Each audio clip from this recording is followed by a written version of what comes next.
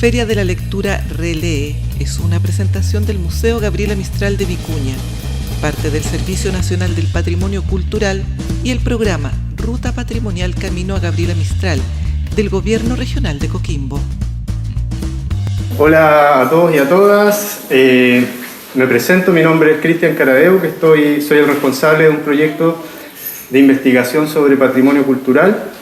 El proyecto se llama Saberes, Prácticas y Tradiciones en torno al huerto patrimonial El Quino, y lo vamos a estar desarrollando esta investigación hasta más o menos el mes de agosto del 2022.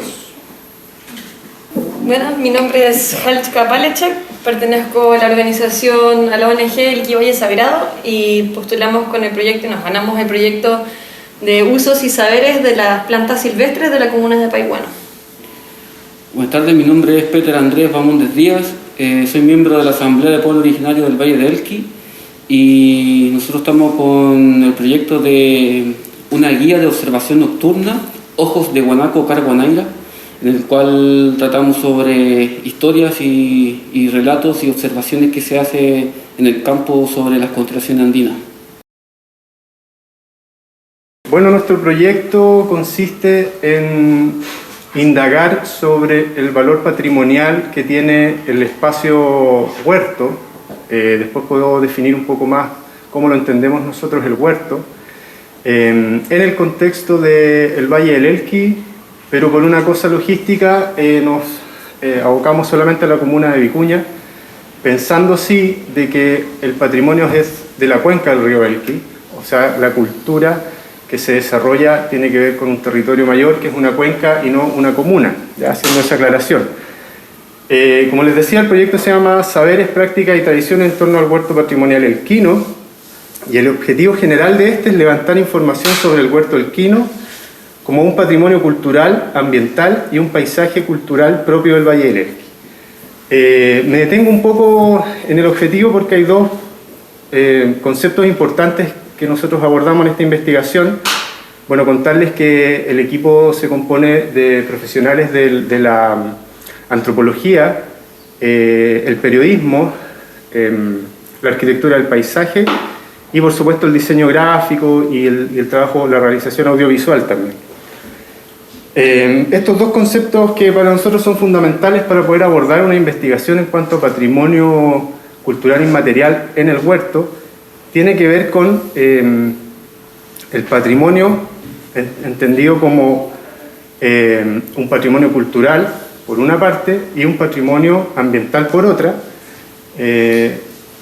tratando de superar esa división o ese análisis de dos cosas por separado que se hace o se ha venido haciendo desde hace mucho tiempo.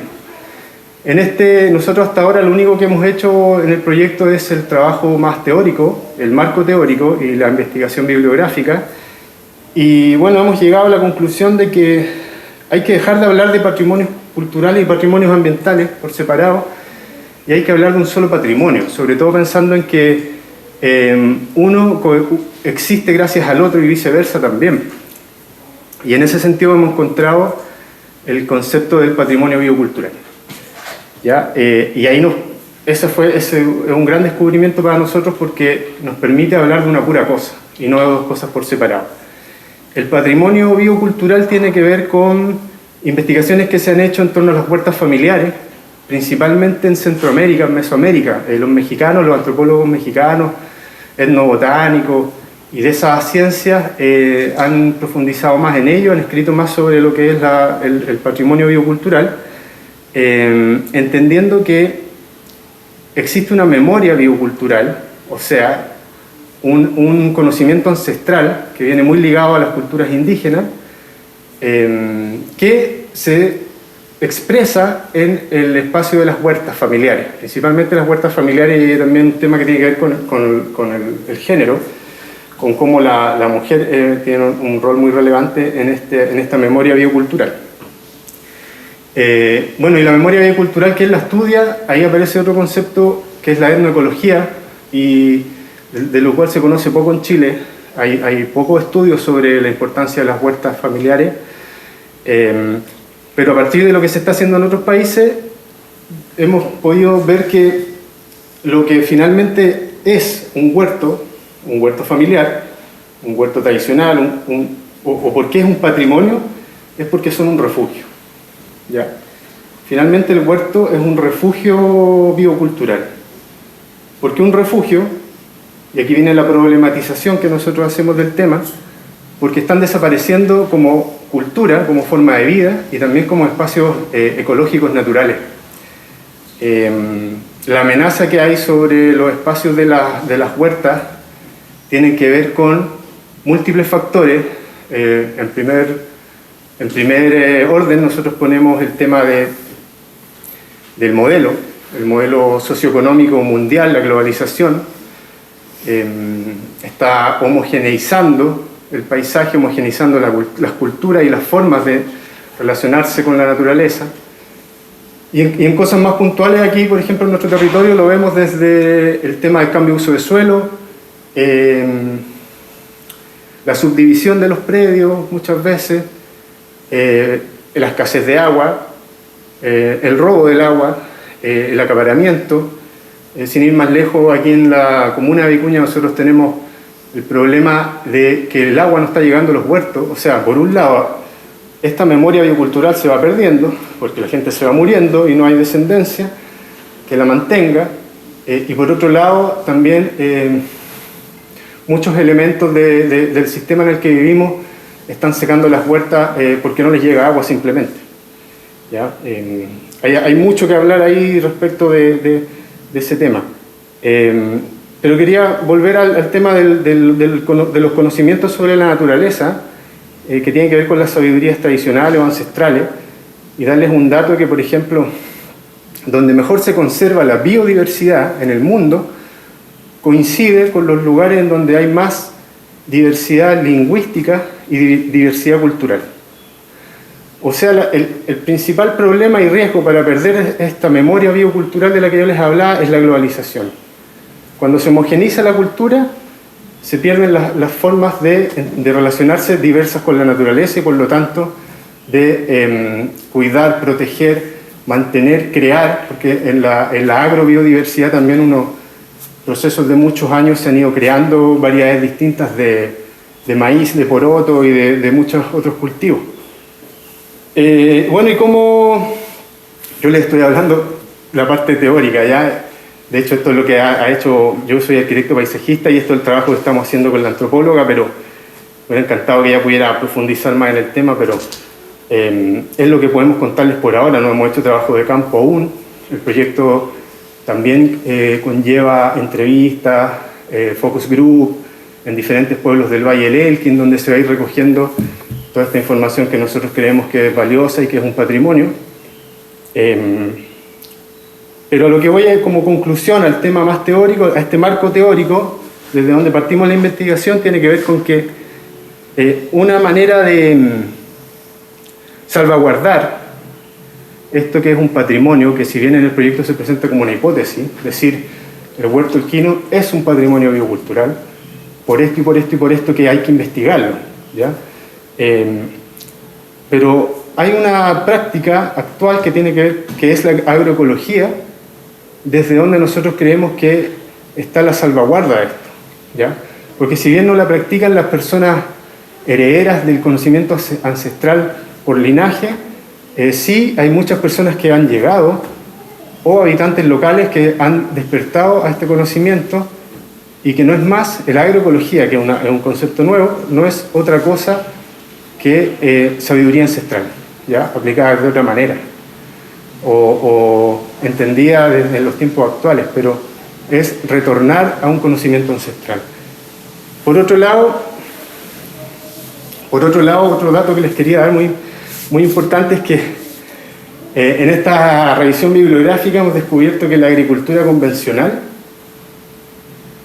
lo que tiene que ver con la agricultura que parte desde la revolución industrial hacia adelante, ha sepultado todas estas sabidurías tradicionales y este conocimiento biocultural, y lo que se ha perdido tiene que ver con 10.000 años de relación del ser humano con la naturaleza, de un entendimiento, de un cohabitar con ella, y se ha transformado simplemente en un tema que tiene que ver con paquetes tecnológicos para la producción, para el negocio, finalmente, y para lo que hoy en día llamamos como el extractivismo, que es la devastación de la naturaleza, que no tiene que ver con convivir con ella de forma armónica y entender que nuestra casa es nuestro ecosistema y nosotros somos parte de este espacio de naturaleza. Bueno, habría muchas otras cosas que conversar, pero como el tiempo apremia, 3 datos solamente de lo que se ha estudiado en las huertas familiares en Chile. Entre el año 2000 y el 2011, las huertas familiares disminuyeron en un 10% en todo el territorio nacional. No se han hecho los estudios acabados de qué ha pasado del 2011 en adelante, pero podríamos decir que eso se ha duplicado o más. Y decirles que la agricultura familiar, según la FAO al 2014, ha alcanzado un 93% de la actividad agrícola y aportaba entre el 25 al 30% al Producto Interno Bruto de lo que aporta en total el sector agrícola. O sea, la actividad de la agricultura familiar es súper importante en Chile y es un tema que está súper poco investigado y súper poco valorado. Trabaja 1.2 millones de personas en este sector. O sea, cuando dicen, pucha, la agricultura extensiva, industrial es lo que nos sustenta o mantiene la economía de un valle como este, según estos datos duros, no es así. La agricultura familiar son nichos de trabajo, son espacios de desarrollo económico y lo más importante son refugios bioculturales que tenemos que tener presentes. Eso, muchas gracias. Bueno, nuestro proyecto surge desde una preocupación de la pérdida, por un lado, de los saberes y de los usos tradicionales de las plantas nativas, sobre todo. Si bien nuestro estudio igual va a incorporar plantas en general, igual nuestro interés es las plantas nativas, las plantas silvestres más bien. Se están perdiendo los saberes, las prácticas, la transmisión de saberes se está tendiendo como a cortar un poco con la educación en las escuelas tradicionales, o sea, no escuelas no tradicionales, de hecho, escuelas como de línea más plan de gobierno estándar para todo Chile, digamos, que se están perdiendo como los saberes locales y como esos usos de las plantas a nivel local también se están cortando también. Y por otro lado, también nuestra preocupación es de cómo los ecosistemas y los hábitats también se están degradando, se están destruyendo en muchos lugares, en muchas quebradas, ya sea por la acción humana directa o por el cambio climático, la sequía. Todo eso hace que sea mucho más difícil hoy en día acceder a algunas de las plantas que tradicionalmente se han usado. A nosotros nos interesa poder conocer los usos de todo tipo, ya sea para la alimentación, para la medicina, para construcción, para, qué sé yo, teñido de lanas. Hay muchos usos posibles y hoy en día no existe un compendio de esos saberes como que está actualizado y que integre los distintos listados que se han hecho en el pasado,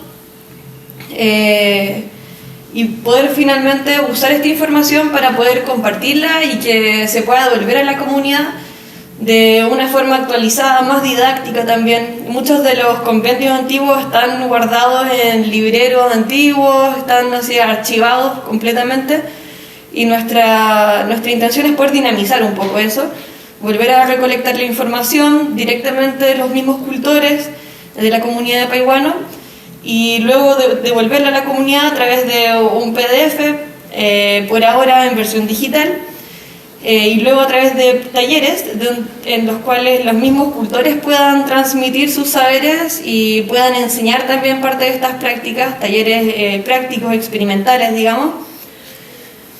Y bueno, también se va a generar un montón de material audiovisual.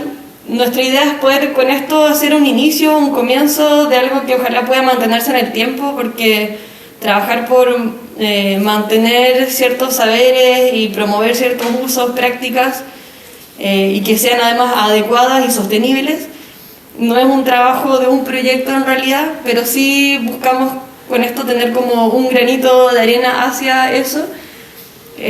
Nos gustaría mucho después poder usar este material audiovisual a futuro para generar otros materiales didácticos, para que se siga promoviendo esta cultura que se está perdiendo cada vez más en realidad. De hecho, en nuestras indagaciones han habido ciertos lugares donde ha sido fácil encontrar cultores relacionados con el mundo de las plantas, y otros lugares donde ya simplemente las personas que sabían de esto ya no están entre nosotros. Entonces realmente para nosotros es algo urgente. Nuestro equipo se compone de 2 profesionales desde la biología, desde la ecología particularmente. Uno es Antonio Maldonado del CEASA, Centro de Estudios de Zonas Áridas. La otra es Milén Duarte del IEB, Instituto de Ecología y Biodiversidad, y de CODECIAM, la Corporación para el Desarrollo de las Ciencias Ambientales. Por otro lado también está la antropóloga Natalia Jofre,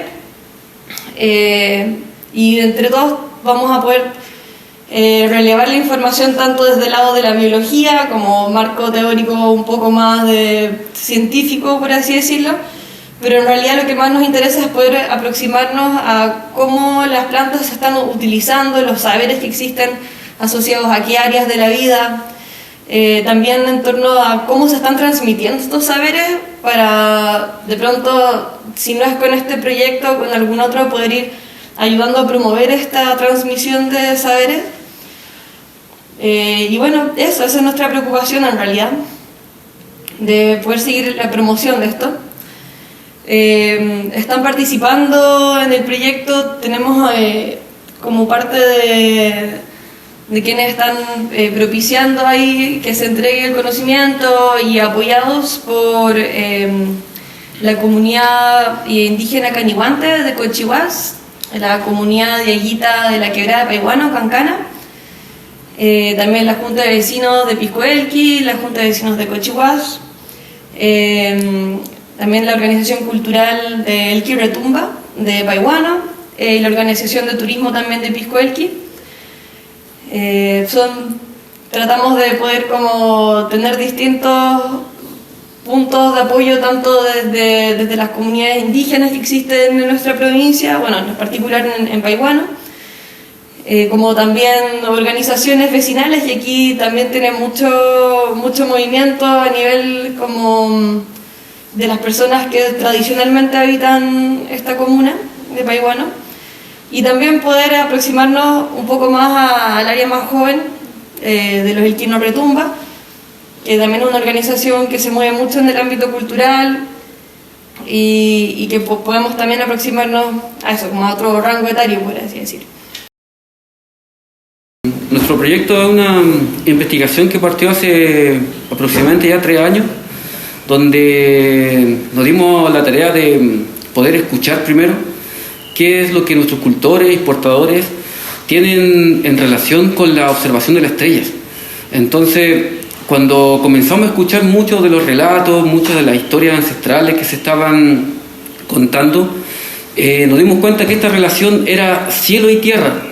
Cuando la observación de la astronomía se da aquí en Vicuña, siempre es hacia el cielo, nunca hacia la tierra, y todas las constelaciones vienen desde Europa.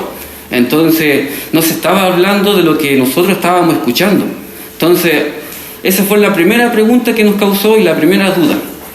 Luego tuvimos que ver esto en el tiempo, porque esto, lo que nos hablaban del lucero de la mañana, de la luna creciente, de que cuando la salvia crece en tal momento en el cerro, de que cuando el queltegua hace su huevo cerca del río, todo eso era prolongado en el tiempo. Entonces tuvimos que esperar las estaciones de otoño, de invierno, de primavera, de verano, para poder darnos cuenta de lo que se estaba comentando era real, es una práctica, es una vivencia.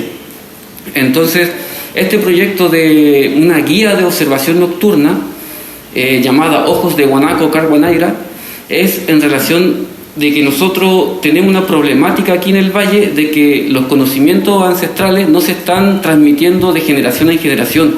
Hay un proceso que se está perdiendo, y en ese proceso nosotros nos damos la tarea de ocupar estas herramientas para poder nosotros tener una guía de observación en el cual sea de acceso comunitario.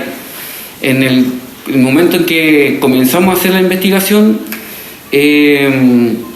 hubieron fenómenos astronómicos que eran marcadores del tiempo. Por ejemplo, un cultor, un criancero, como él se hace llamar, un profesional de la criancería caprina, nos hablaba de que antiguamente en el tambo no existían los relojes, no habían formas como se conocen ahora de marcar el tiempo. La única manera de marcar el tiempo era viendo el cerro y la sombra que proyecta el cerro de acuerdo a la luz del día.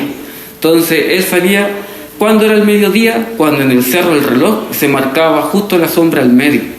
Entonces él sabía que ese era el momento del almuerzo. Luego, en el recorrido del sol que tiene durante el día, él nos hablaba de que antes del amanecer aparece el lucero de la mañana, acompañado a veces de algunas estrellas, o a veces acompañado de ninguna estrella, o a veces el lucero viene un poco medio nubloso, viene con una nubosidad. Entonces él nos decía que pronto llegaría la lluvia. Luego, cuando el sol seguía en su recorrido, nos anunciaba de que el sol ya no era joven, era un sol más maduro. Y luego, cuando el sol se iba al atardecer, él decía que ya era un sol viejito, que era un abuelo. Entonces, cuando empezamos a escuchar esta historia, empezamos a recordar, empezamos a tener esta memoria de cómo era el valle antiguamente y cómo ellos iban cultivando. Entonces, todo está relacionado con las estrellas y las estaciones. Habían cielos de invierno y cielos de verano que marcan distintas constelaciones negras y algunas de estrellas. Entonces también nos dimos la tarea de poder ir un poco más arriba, llegar cerca de Guanta, Las Terneras, llegar al Tórtola y ver desde dónde está naciendo estos relatos. Y esto viene siempre de la transhumancia, viene de los animales, del manejo del animal y de cómo esto afecta la flora y la fauna nativa.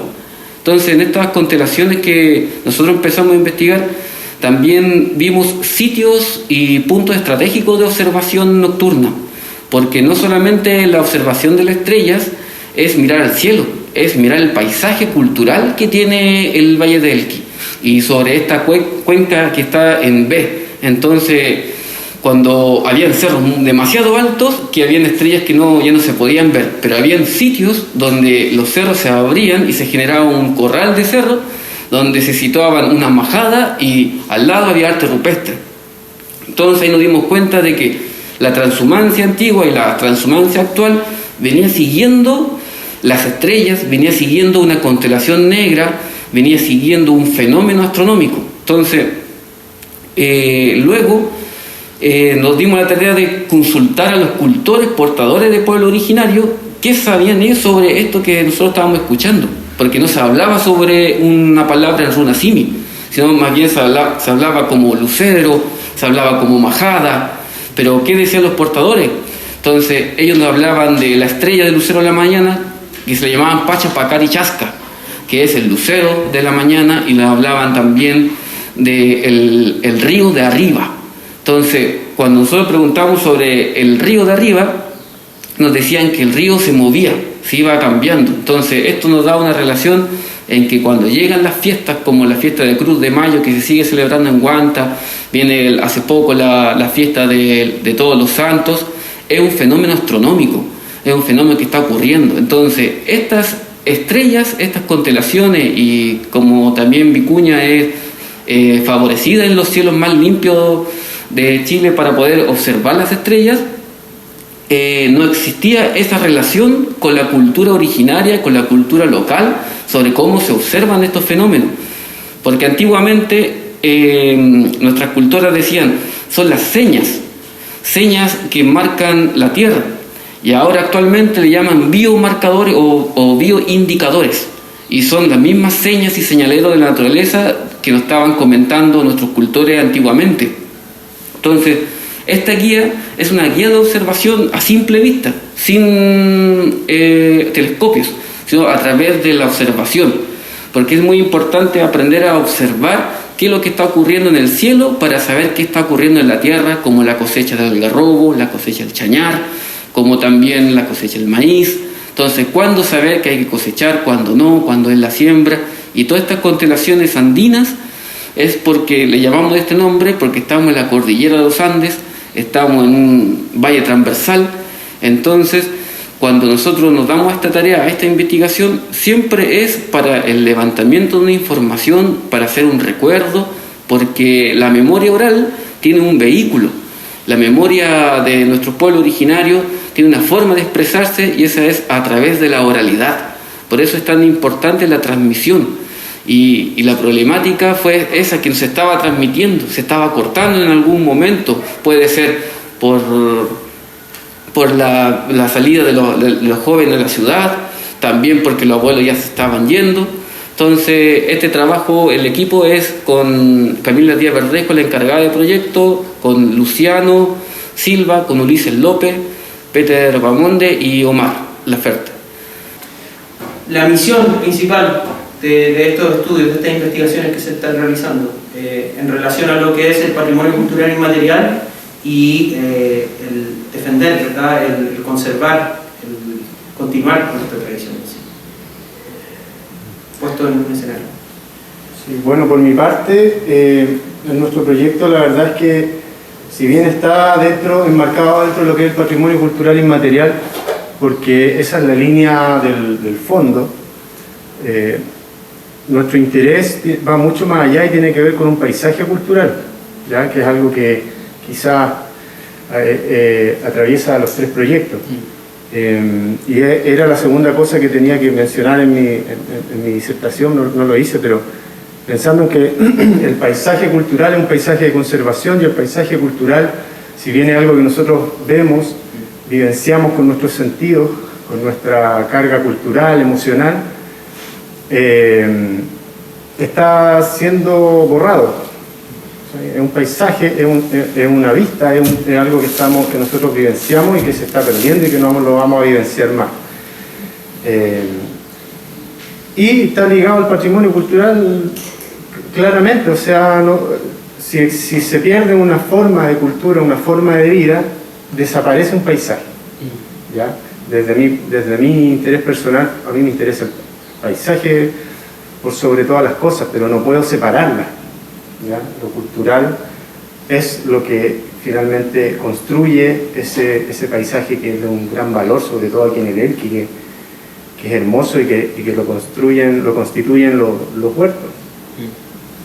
Así que, ¿qué opinan ustedes desde su...? Sí, nosotros también, o sea, en una quebrada donde uno puede encontrar jarilla, por ejemplo, o otras plantas de uso tradicional, en realidad, ¿cómo podemos preservar esa quebrada? O bien cuidamos la quebrada misma y mantenemos el foco ahí, o bien también cuidamos a las personas que están manteniendo esa quebrada activa mediante ir a recolectar de una forma que no sea depredadora, de una forma en que esa persona le está llevando esas plantas a los pueblos para que la gente la use y valorice esta medicina ancestral, por ejemplo. Que si no están estos como canales de los cultores que puedan movilizar las relaciones entre los paisajes y las poblaciones de los pueblos, entonces se corta realmente. Entonces, si no, hay que atender las dos partes, el lado cultural, las personas, los cultores justamente, como también los paisajes mismos, y de hecho poder reconocer dónde están estos lugares específicos, en nuestro caso de las plantas, que las personas nos lleven a estos lugares, poder georreferenciarlos, que si yo genero como una especie de mapeo, un croquis de este paisaje, puede ayudarnos a futuro a poder proteger esa quebrada para decir, hey, esta quebrada no se toca porque está vinculada a esta tradición, a este patrimonio cultural inmaterial. Entonces, ¿qué sucede? Se valoriza también el patrimonio cultural material, están de la mano finalmente. Sí. Paisaje y conocimiento. Sí, no, solo para agregar algo cortito ahí a eso, es que las formas de conservar la naturaleza que se han venido ejecutando en los últimos siglos en Chile y en el mundo tiene que ver con las reservas naturales, los parques nacionales, pero que son áreas súper estáticas en donde se conserva un patrimonio biológico, ¿ya? Y de alguna manera han fracasado. O sea, hay estudios que dicen de que la biodiversidad no se ha conservado de buena manera, y porque no está ligado a una cultura, a comunidades, ¿ya? Que esas comunidades permitan hacer una conservación mucho más rica, más diversa, y a la vez tener un sentido de pertenencia como para llegar a proteger, o sea, más allá de que el Estado o alguien lo reconozca, ellos mismos reconozcan que es su patrimonio. ¿Cierto? Ahí a lo que decía Peter también, de que se instaura un modelo incluso de observación astronómica en Vicuña, que no tiene que ver con una cultura muy rica que ya había en la manera de observar el cielo. Eso pasa en todo orden, como decías tú, en la medicina con las plantas y también en las formas de habitar, que es el tema mío. Sí, pues que la reflexión que me llega es que para el patrimonio se le debe querer para conocer y luego se va a proteger. Entonces, si uno no quiere el patrimonio cultural, no se le conoce, ¿cómo se le va a proteger? Entonces, este paisaje que nos entrega la naturaleza, que nos entrega la estrella, las plantas, todo está relacionado. En la cultura originaria no hay nada separado de la educación, de la medicina ni de la agricultura. Entonces todo va de la mano. Y lo que nosotros queremos entregar hacia el patrimonio es que no es que exista una pérdida, sino que hay un recambio generacional. Y lo que nosotros estamos haciendo es contribuir a esa continuidad de los conocimientos y la sabiduría que hay en el valle. Los abuelos se van, pero existen las nietas y las nietas. Entonces nosotros estamos haciendo un puente solamente con otros proyectos. Claro, y tampoco puede acabarse en verdad nuestros proyectos. O sea, realmente la forma en que se han mantenido estos patrimonios culturales inmateriales son formas tradicionales que tampoco nuestros productos de nuestros proyectos no son parte directamente de eso, pero justamente como las juventudes de pronto ya no están escuchando tanto a los abuelos o ya están más lejos, se están educando en los colegios de que están en las ciudades. Entonces, bueno, ¿cómo están aprendiendo ellos? Por las redes sociales, por los videos, por los, qué sé yo, PDF o libros, qué sé yo, como otros formatos hoy en día existen para la educación. Y en realidad, si podemos adaptarnos un poquito y también ponerle un granito, unos huevitos en esa canasta también de las formas actuales de transmisión de conocimiento, quizás podamos hacer algo también para mantener las tradiciones. Aunque sea mantener vivo el interés, el amor por estos conocimientos. Sí, otra reflexión que tengo ahora en este momento es que lo interesante del patrimonio cultural es algo que está vivo. No es una pieza que se pueda poner en un museo, exponer en una muestra museográfica o algo así, porque está vivo y por lo tanto, como lo que nosotros investigamos, no terminaríamos nunca de investigarlo porque hay una evolución también dentro del mismo fenómeno que estamos observando. Y más que investigarlo y entenderlo a cabalidad, es como seguir mantener este desarrollo de esa cultura, de esa forma de vida, para que no se pierda y que por supuesto que va a ir evolucionando, o sea, se va enriqueciendo, pero es bueno constatar que existe, que es y que es valiosa, incluso ya científicamente comprobado, es mucho más valiosa que todo lo que puede ofrecer el actual modelo socioeconómico que tenemos y lo que presenta la globalización como una forma de vida homogénea para todo el mundo, ¿ya? Basada en las aspiraciones económicas, el bienestar económico. Si se llega a instaurar un modelo así, homogéneo, y se pierde lo heterogéneo a nivel mundial, no solo va a haber una pérdida de un patrimonio cultural, sino que va a ser una catástrofe ambiental. ¿Ya? Lo está haciendo en este momento, una catástrofe ecológica. Entonces también son formas de resistencia. Nosotros lo que estamos investigando son elementos culturales que resisten y que tienen que resistir y seguir resistiendo a todo esto que se le está viniendo encima como fuerzas transformadoras. ¿Ya? Por eso también somos súper críticos desde cada uno de los temas. Yo siento que es algo que tenemos en común, que lo escuché ahora, pero es una mirada súper crítica de cómo desde lo institucional o desde lo económico se viene manejando cada uno de estos temas. Sí, para la reflexión que me llega también es que nosotros en nuestro equipo la investigación etnográfica no es extractivista. Nosotros no estamos llegando a tomar los conocimientos y llevarlos y hacernos millonarios con eso. Nosotros estamos haciendo una investigación participativa en el cual nosotros nos involucramos dentro de la comunidad, somos partícipes de lo que está sucediendo. Entonces no estamos alejados. Entonces esta reflexión es que nuestras investigaciones no son desde el lado como nosotros las vemos desde una academia, es viva, es una experiencia. Nosotros estamos haciendo una práctica cultural, estamos ahí con el criancero, estamos yendo a la majada, estamos observando la estrella, entonces estamos acampando donde él acampa para poder oler esos aromas, para poder saborear eso que está sucediendo, para poder mirar esa estrella y cómo está influenciando en la flora y la fauna nativa.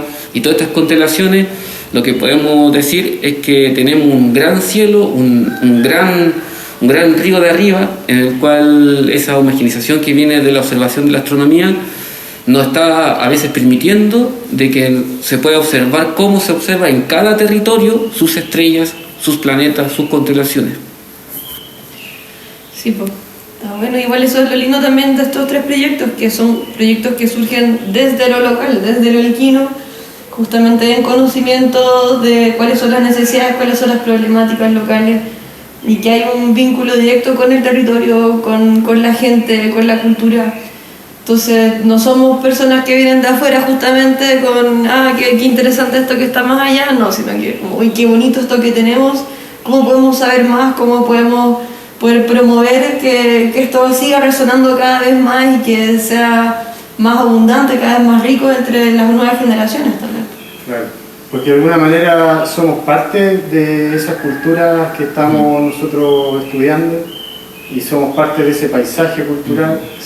Por lo tanto, estudiar es mirarnos a nosotros mismos también y tratar de resistir con esa forma de vida y esa manera de entender las cosas, obviamente rescatando mucho conocimiento que nosotros no tenemos y que tenían, por supuesto, los ancestros, las personas anteriores a nosotros aquí en el valle, pero claro, no venimos de afuera de una universidad ubicada a no sé cuántos kilómetros a estudiar un fenómeno social, cultural de un territorio, no.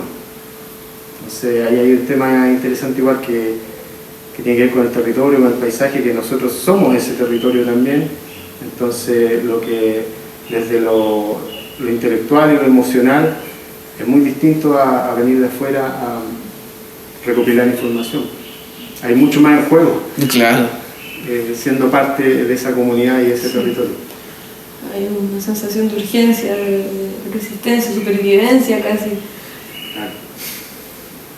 Sí, lo que yo puedo observar es que el patrimonio cultural inmaterial, así que lo queríamos definir como un concepto, todo esto que se está intentando abarcar, rescatar, es algo que se construye dentro de la comunidad misma, ¿verdad? Y dentro de la comunidad misma se forma este concepto de salvaguardia.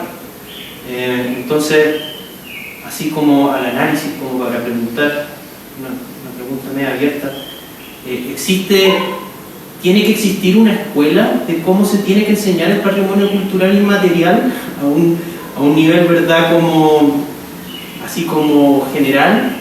¿O la educación del patrimonio cultural inmaterial se tiene que desarrollar dentro de las mismas comunidades, verdad? Con herramientas propias adaptadas al contexto y a los diálogos que se forman dentro de las comunidades mismas.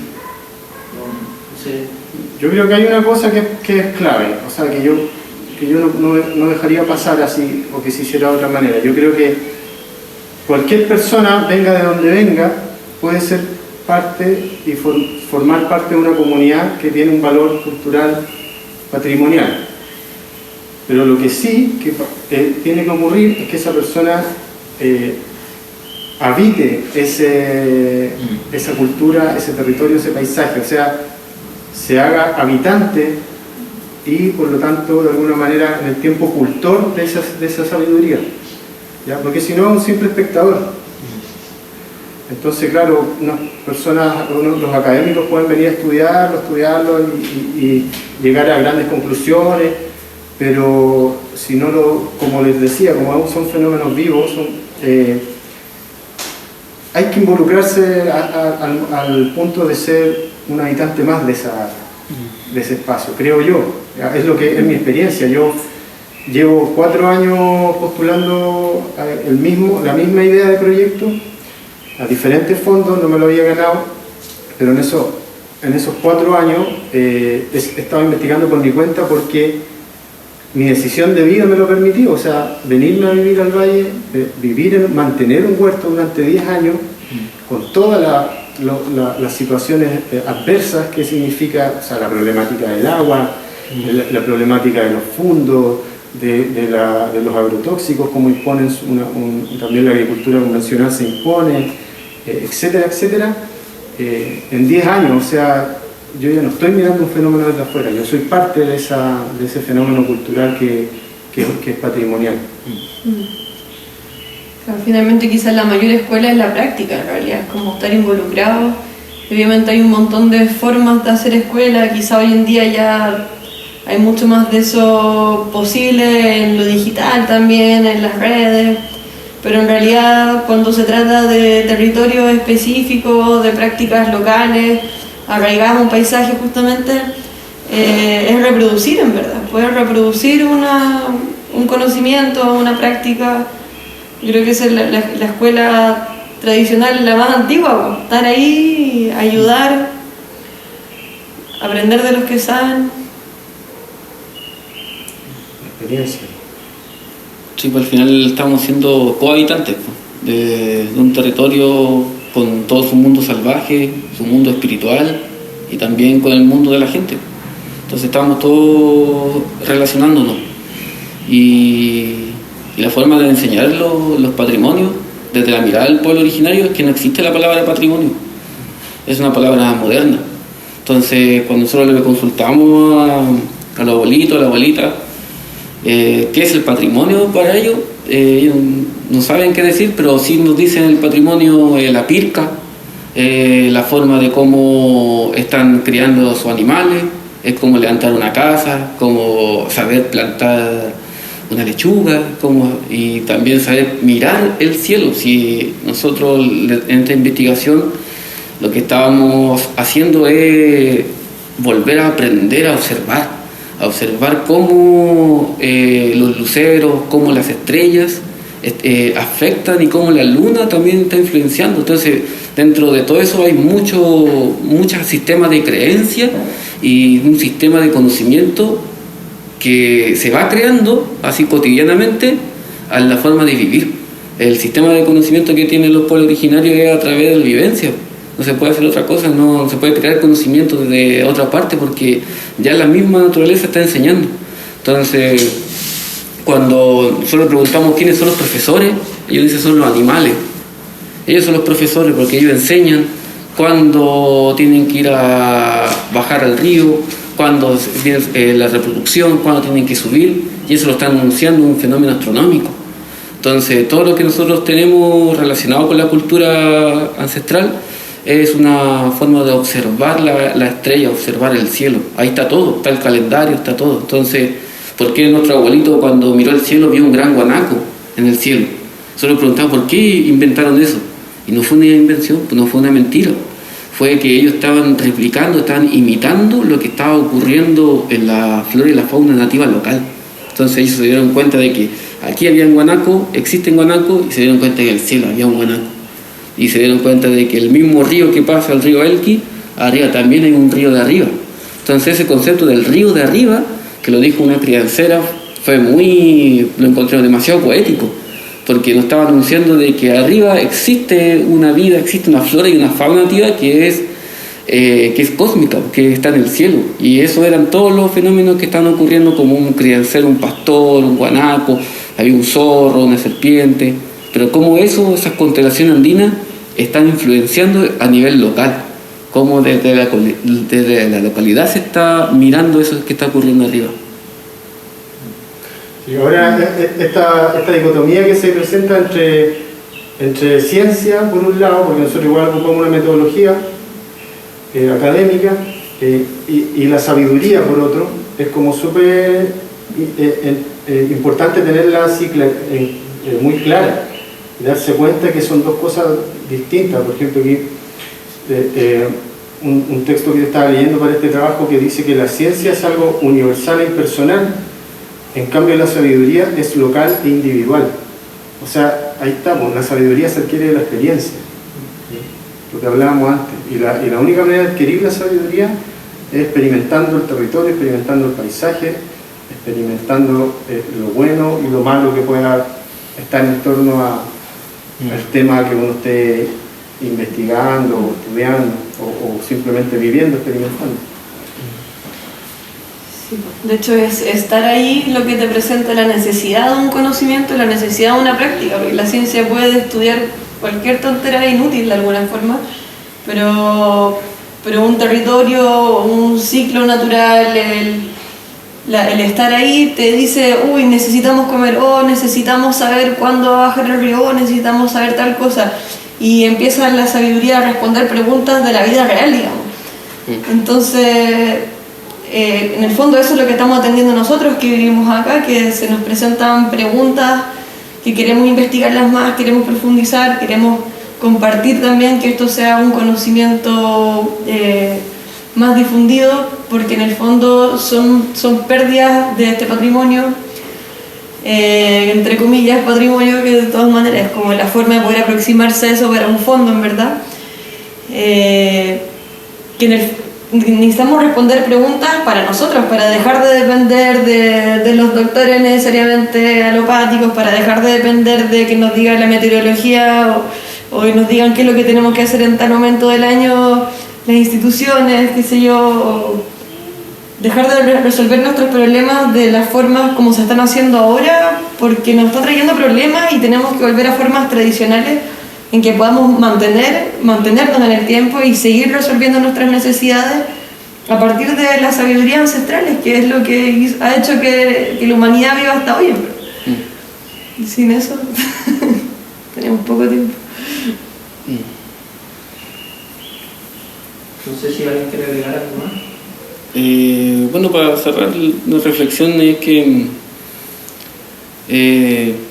esta investigación, este libro o esta guía de observación nocturna es parte de una herramienta más, es un escalón más para lo que nuestra propuesta llevamos hacia adelante, que es poder reconstruir la sabiduría ancestral que tiene el Valle del Elqui, no como un sitio de relajo, porque el relato que tiene es que tú te vienes a relajar al valle, pero el relato que nosotros queremos posicionar en el valle es que es un territorio ancestral que tiene demasiada riqueza, que tiene demasiada cultura, que hay muchos portadores culturales, hay demasiada gente que tiene algo que decir y se necesita escuchar.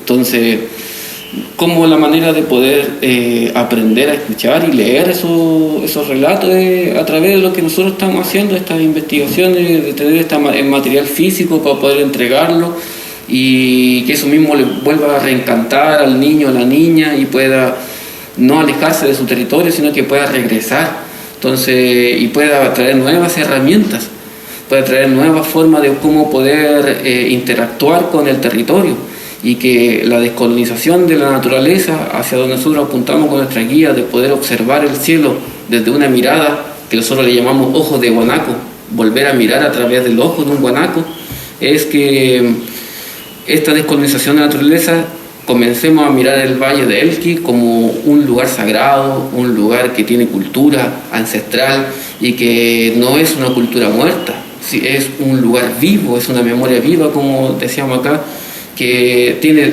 demasiadas formas de cómo poder asentarnos en el territorio, de cómo volver a enraizarse, volver a un arraigo cultural, porque también existe un desarraigo cultural, pero volver a arraigarse, y eso es como es a través de esta herramienta. Si ya puede ser un patrimonio, puede ser un financiamiento, pero es una forma de poder interactuar y de poder llevar un producto a la gente que se sienta orgullosa de que su sabiduría, su conocimiento es invaluable, es un tesoro humano. Cada persona que habita el valle con su forma antigua de vivir, de cómo hacer la cosecha del damasco, de cómo puede mirar el lucero desde el atardecer y puede predecir lluvias, eso es increíble, porque nosotros primero nos apuntamos hacia la observación astronómica y dijimos ya vamos a ver juntar estrellas y vamos a ver constelaciones, pero ese desde un concepto de colonización astronómica, porque eso viene de allá de Europa. Pero cuando empezamos a mirar la estrella, de que la estrella realmente nos está avisando cómo predecir el tiempo y cómo vivir en el territorio, entonces nos dimos cuenta que estos son señas y señaleros de la naturaleza, son bioindicadores, son estrellas, constelaciones andinas, constelaciones negras, que nos ayudan a cohabitar un territorio, nos ayudan a saber cómo predecir lluvias, sequías, cómo predecir lluvias abundantes. Todos escuchamos cuando comenzamos esta investigación, un abuelito decía que él supo cuándo venía la lluvia porque pudo predecir el nido de un queltehue. Entonces, la última lluvia que pasó, él se dio cuenta por un nido de un queltehue. Y ahí él se alegró mucho porque dijo, viene lluvia. Y justo cayó lluvia como en mayo, me acuerdo. Entonces, ahí nosotros dimos cuenta de que la memoria está muy viva, está muy latente y se puede seguir utilizando para el territorio, para la gente y para la comunidad.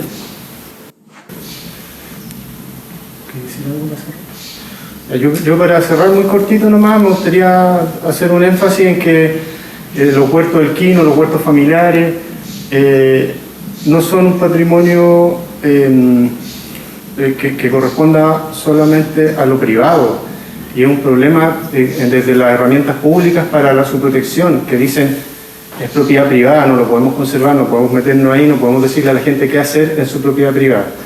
Eso responde a una lógica muy instaurada en el Estado chileno, pero el patrimonio de los huertos del Quino es un patrimonio común, comunitario, porque los beneficios que generan trascienden los límites de la propiedad privada, y hay que entenderlo así. Y si lo entendiéramos así, podríamos nosotros normar, por ejemplo, la tala de árboles.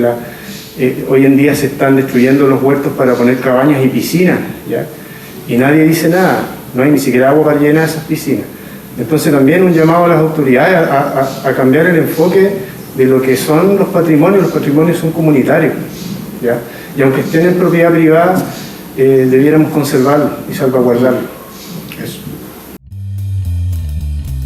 Feria de la Lectura Relee es una presentación del Museo Gabriela Mistral de Vicuña, parte del Servicio Nacional del Patrimonio Cultural y el programa Ruta Patrimonial Camino a Gabriela Mistral del Gobierno Regional de Coquimbo.